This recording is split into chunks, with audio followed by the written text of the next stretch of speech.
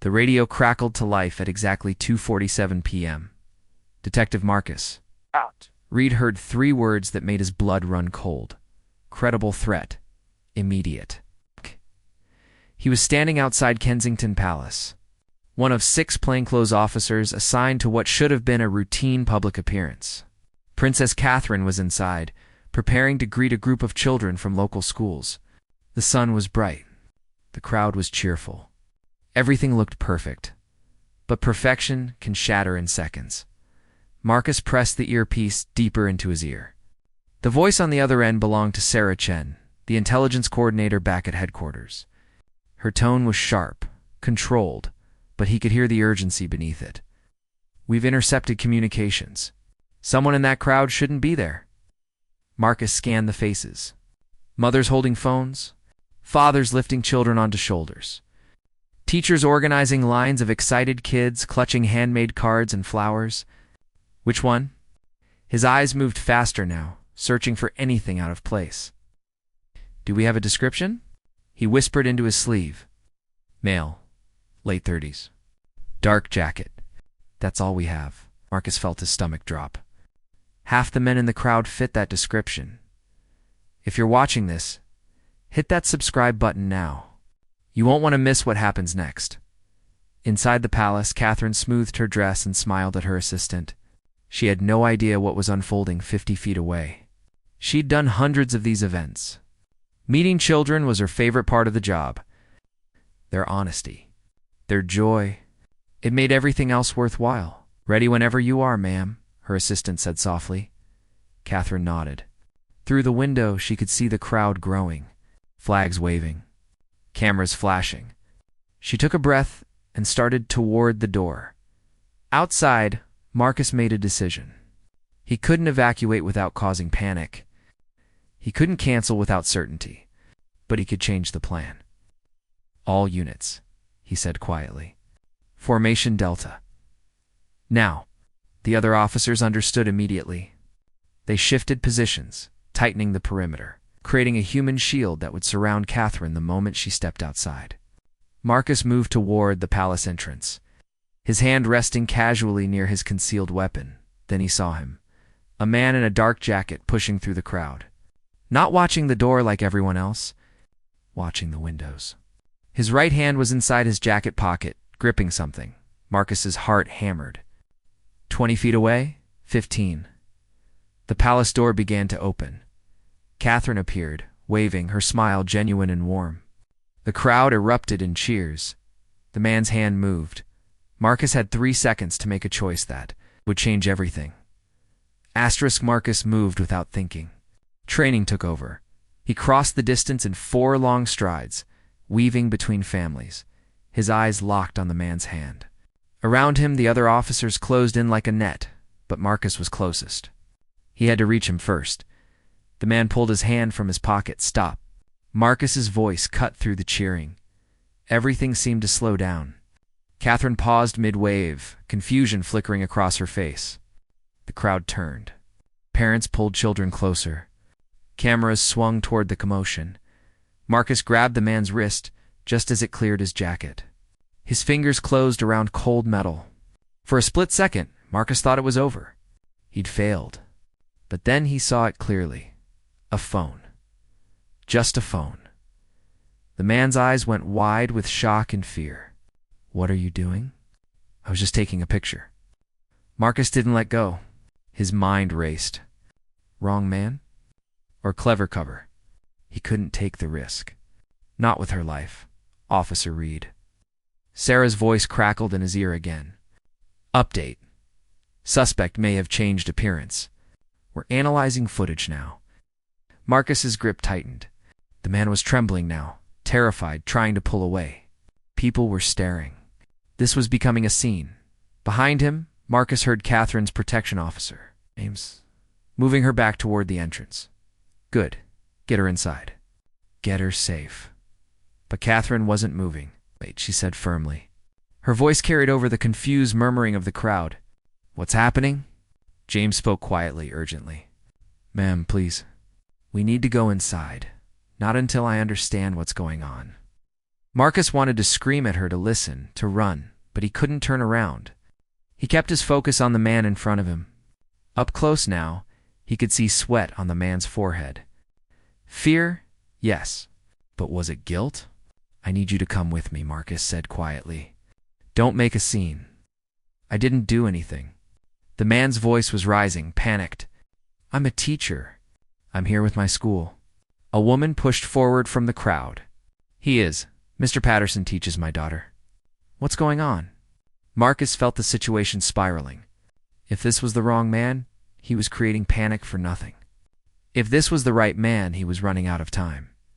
Then Sarah's voice came through again, clearer now. Reed, we have visual confirmation. The threat is real. He's there. But we can't identify him yet. Too many people. Marcus made eye contact with his partner, Officer Thompson, who was scanning faces with desperate intensity. They needed to thin this crowd. They needed to find whoever didn't belong. Catherine's voice rang out again, calm but commanding. Everyone, please. I'm certain this is just a precaution. My security team does wonderful work keeping everyone safe. She was trying to diffuse the tension. Marcus admired that. But she didn't understand. Someone here wanted to hurt her. Mr. Patterson, the teacher, was almost in tears now. Please. You're scaring the children. Marcus glanced back. Kids were crying. Parents were filming.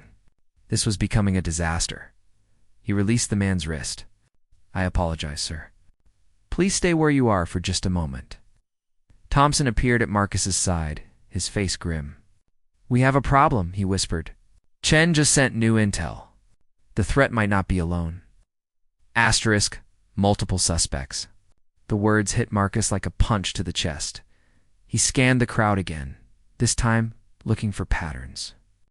People who weren't smiling. People watching the officers instead of Catherine. People standing too still while everyone else shifted and moved. There, near the back. A woman in a red coat, her hands deep in her pockets, her eyes tracking every officer's position, and there, to the left, a younger man with a backpack sweating despite the cool breeze, his gaze fixed not on Catherine but on the palace entrance behind her. Marcus's mind calculated distances and angles. If they were coordinating, they'd wait for maximum impact. Wait for Catherine to move deeper into the crowd. Wait for the officers to be distracted. James, Marcus said into his radio, keeping his voice level. Get her inside, now. I don't care what she says, Copy James replied. But Catherine had other ideas. She stepped forward instead of back, moving down the palace steps toward the children who'd been waiting to meet her. Her smile was gentle, reassuring. She was trying to calm them, trying to show that everything was okay. It wasn't okay. Please. James moved to block her path, but Catherine simply walked around him. These children have been waiting for hours, she said quietly but firmly. I won't let them leave frightened and disappointed. Marcus felt admiration and frustration in equal measure. Brave, stubborn, dangerous. The woman in the red coat was moving now, pushing through the crowd, not toward Catherine, toward the exit. Running. Marcus made a snap decision. Thompson, red coat, don't lose her. Thompson took off, moving fast, but trying not to cause panic. That's when Marcus saw the young man with their backpack reach for the zipper. Time seemed to fracture into slow motion. Marcus's hand went to his weapon. His mouth opened to shout a warning. But before any sound came out, another officer, Lisa Park, was already there. She'd seen it too. She moved like lightning, intercepting the young man just as his hand disappeared into the bag. Security. Hands where I can see them. The crowd erupted into chaos, screaming, people running in every direction. Parents grabbing children. The careful order Marcus had tried to maintain shattered completely. And in the center of it all, Catherine stood frozen, finally understanding that this wasn't a drill. James didn't wait for permission this time. He wrapped an arm around her shoulders and pulled her back toward the palace entrance. Two more officers materialized from nowhere, forming a shield with their bodies. Marcus ran toward Lisa and the young man. She had him on the ground now, the backpack pulled away, her knee in his back. The man was shouting, his voice high with terror. "It's just books! It's just books!" Marcus grabbed the backpack, his hands shaking. He unzipped it carefully, ready for anything. Books, just like the man said. Textbooks and a water bottle. "I'm a student," the young man gasped against the pavement. "I'm writing a paper about the monarchy. I just wanted to see her." Marcus felt sick. 2 false alarms. The real threat was still out there. His radio crackled. Thompson's voice breathless. "Lost her." Redcoat disappeared into the underground station. "I'm pursuing." This was falling apart. Marcus looked up at the palace entrance. Catherine was inside now. He could see her through the window, surrounded by officers. Safe, for the moment. But Sarah Chen's voice came through his earpiece again, and this time she sounded terrified. "Marcus, we've identified him. He's not in the crowd. He's inside the palace." Inside. The word echoed in Marcus's head like a death sentence. He was already running, leaving Lisa to handle the confused student. His legs pumped hard, taking the palace steps 3 at a time. His weapon was drawn now. No more pretending this was routine. "All units, palace breach," he shouted into his radio. "Suspect inside. I repeat, suspect inside the building." How? How had someone gotten past their security? The palace had been swept twice that morning. Every staff member had been verified. Every entrance was monitored. Marcus burst through the doors into the marble entrance hall. Officers were scrambling, forming protective rings, checking rooms. Catherine stood in the center, her face pale but composed. James had his hand on her arm, ready to move her. "Where?" Marcus demanded, looking at the security monitors an officer had pulled up on a tablet. "Service corridor," Sarah's voice guided him through the earpiece. "East Wing. He entered 7 minutes ago using a stolen maintenance badge. We have him on camera." 7 minutes. An eternity in a crisis. Description now. White male, 50s, gray hair, maintenance uniform. He's carrying a toolbox. Marcus's blood went cold. A toolbox could hold anything. He thought of the children still outside, the chaos in the courtyard, the way everyone's attention had been pulled in the wrong direction, a diversion. The crowd scene had been a diversion. "Ma'am, we need to evacuate you to the secure room," James said firmly. This time Catherine didn't argue. She nodded, her training overriding her instinct to stay calm and visible. Fear flickered in her eyes, quickly controlled. But Marcus saw it. They moved as a unit.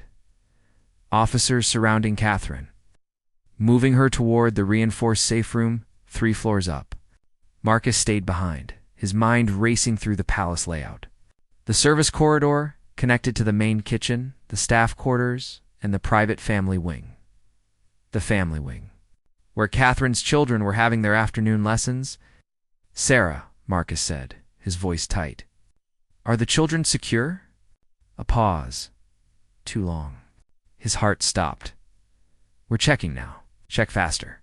Marcus changed direction, sprinting toward the family wing. 2 other officers fell in behind him. The corridor seemed endless, portraits and tapestries blurring past. His radio crackled with overlapping voices, officers calling positions, checking rooms, searching. He rounded a corner and nearly collided with a maid carrying fresh linens.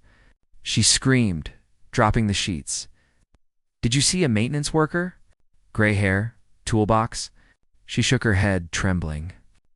"No, sir. I've been in the laundry room." Marcus kept moving.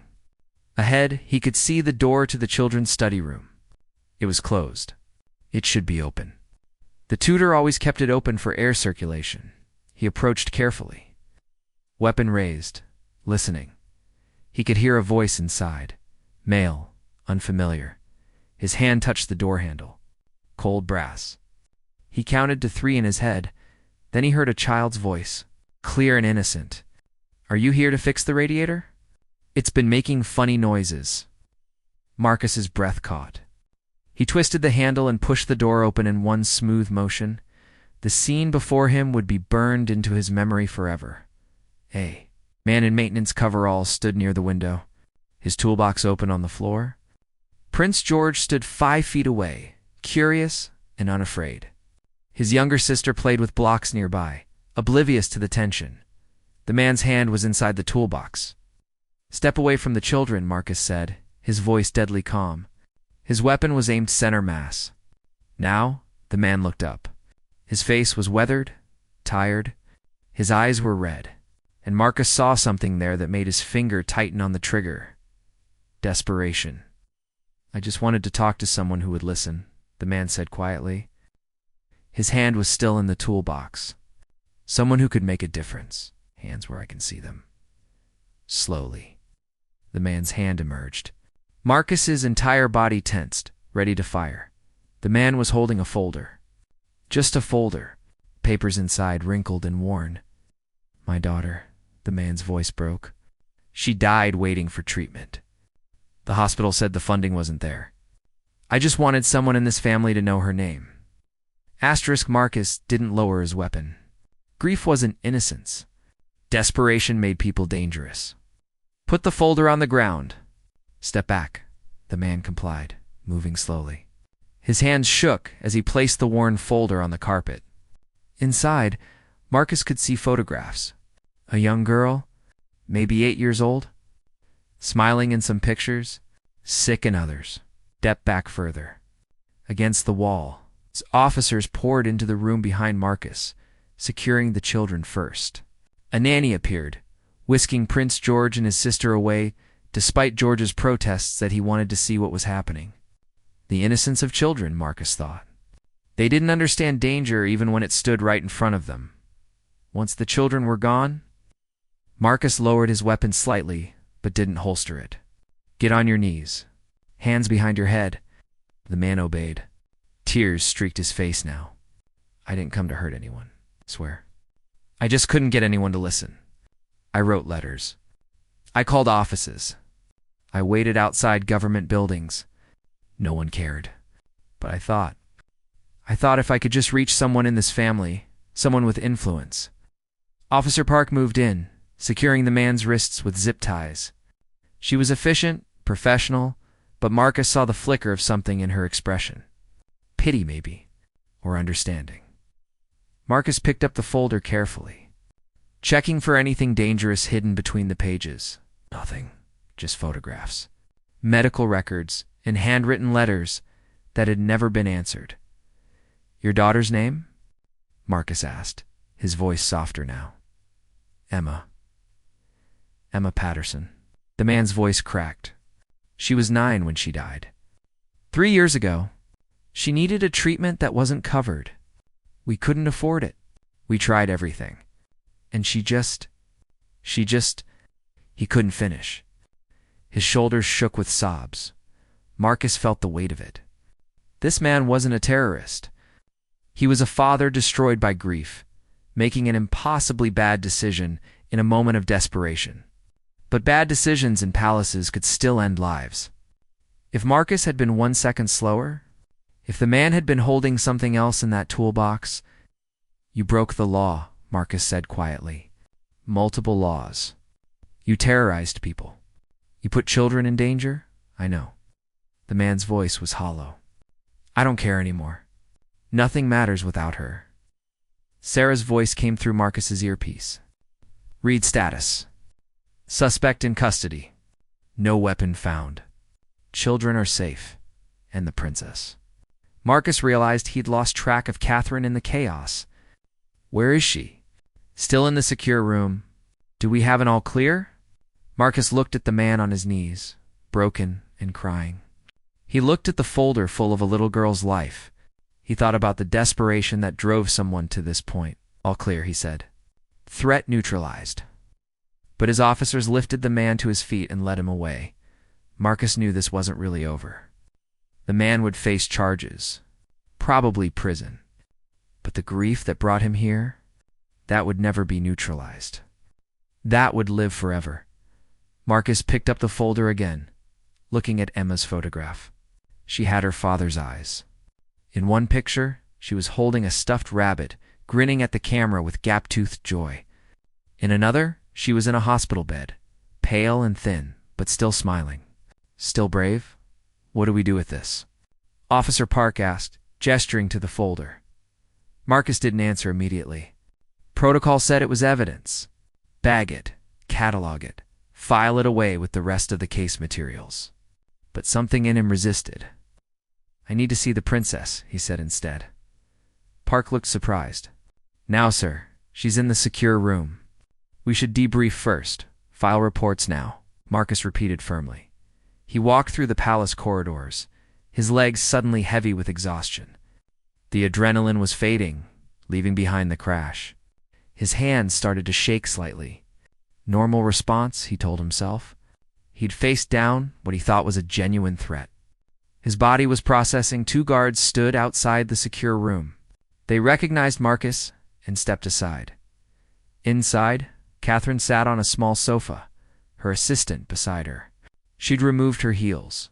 Her hands were folded in her lap, composed, but Marcus saw the slight tremble in her fingers. She looked up when he entered. The children. Safe. Completely unharmed. They barely understood what was happening. Relief washed over her face. And the man? In custody. No weapons. He, Marcus, hesitated, then held out the folder. He wanted you to see this. Catherine took the folder with careful hands. She opened it slowly, and Marcus watched her face as she looked through the contents. The photographs. The medical documents. The desperate, unanswered letters. Her expression shifted. Shock first. Then sadness so profound it made Marcus's chest ache. Emma Patterson, she read softly, 9 years old. She spent a long time on each photograph. When she reached the hospital pictures, Marcus saw her blink back tears. Princess or not, she was a mother. She understood what this father had lost. Came here because of this. She asked quietly, Yes, ma'am. Is he going to hurt my children? Marcus chose his words carefully. I don't believe that was his intent. But intent and outcome don't always align. He made dangerous choices. He could have caused a tragedy. Catherine nodded slowly. She closed the folder, but didn't hand it back. What will happen to him? He'll be charged. Breaking and entering. Breaching security. Possibly more, depending on what the prosecutors decide. He'll go to prison. How long? Years. Many years. Catherine stood, walking to the window. Outside, the courtyard had been cleared. The children who'd come to see her had been sent home, their day ruined by fear. The mothers and fathers had rushed them away, probably holding them tighter than usual tonight. His daughter died 3 years ago, Catherine said, still looking out the window. 3 years he's been carrying this grief, writing letters, no one answered, and today, he broke. Ma'am, with respect, we can't let grief excuse. I'm not excusing it, Catherine interrupted gently. I'm trying to understand it. There's a difference. Wait. She turned to face Marcus. Her eyes were red but clear, determined. That folder. Those letters. They were sent to government offices? According to what he said, yes, and no one responded. It appears that way. Catherine's jaw tightened. That's unacceptable. A father losing his child and then losing his voice, trying to prevent other families from the same fate? Someone should have listened. Marcus didn't know what to say. She wasn't wrong. But she also wasn't responsible for every failure of every system. What would you like me to do with the folder, ma'am? Catherine looked at it in her hands. I'd like to keep it. If that's allowed, I want to read every letter. I want to know Emma's story. And then I want to find out why no one helped her family. Marcus felt something shift in the room. This wasn't just a princess shaken by a security breach. This was someone who'd seen past the threat to the humanity beneath it. I'll need to discuss it with my superiors, Marcus said. It's evidence in an active case. Then discuss it, Catherine said firmly. And tell them that I'm going to be asking questions about healthcare accessibility, about how families fall through cracks, about what I'm doing to make sure another Emma Patterson doesn't die while her father's letters go unanswered. She walked back to the sofa and sat down. Still holding the folder like it was precious. The man who did this, she said quietly. What's his name? David Patterson. Mr. Patterson made terrible choices today. He frightened people, including children, including my own children, that cannot be overlooked. She paused, her fingers tracing Emma's photograph through the folder's clear sleeve. But he's also a father who lost everything and couldn't find anyone who would listen. I'm listening now. Marcus felt an unexpected warmth in his chest. Admiration, maybe? Or hope. In a world that often felt harsh and unforgiving, here was someone choosing to see complexity instead of just threat. I'll include your request in my report, he said. Thank you, Detective Reed looked up at him. And thank you for keeping my children safe. For keeping all of us safe? Marcus nodded. Just doing my job, ma'am, Catherine said softly. You did more than that. You saw a desperate man and still responded with restraint. You could have made a different choice in that moment. She was right. He could have. And in the heat of crisis, many officers would have. As Marcus left the secure room, his mind was already moving forward. Reports to file. Statements to give. A long debrief ahead. But he'd also be thinking about Emma Patterson. About her father. About the impossible weight of grief and the dangerous things it could drive people to do. That evening, as the sun set over London, Marcus stood outside the palace once more. The courtyard was empty now, quiet. The day's chaos had faded into memory. He thought about the children who'd come to meet a princess and gone home afraid. He thought about Prince George asking innocently about a radiator repair. He thought about Catherine sitting in that room, choosing to understand instead of just condemn. And he thought about David Patterson. In a cell somewhere, probably still crying for his daughter. No one had won today. But maybe, just maybe, something important had been learned. Sometimes the greatest threats come wrapped in the deepest pain. And sometimes the bravest thing isn't just stopping the danger. It's asking why the danger existed in the first place. Marcus's phone buzzed. A message from Sarah Chen. Good work today. Debrief at 0808 tomorrow? He typed back, acknowledged, and he added. Also request follow-up on healthcare access cases. Patterson's correspondence? Let's make sure someone's listening this time. He sent it before he could second-guess himself. Above him, lights glowed in the palace windows. Somewhere inside, a family was reuniting, holding each other closer after a day that could have ended differently. And somewhere in that building, a princess was reading about a little girl named Emma, making sure that her story, at least, wouldn't be forgotten. Marcus walked away into the gathering darkness, carrying the weight of the day with him, but also carrying something else. A small, stubborn belief that maybe tomorrow could be better than today. If people chose to listen, if people chose to care, sometimes that's all it takes to prevent the next tragedy. Someone willing to listen before it's too late.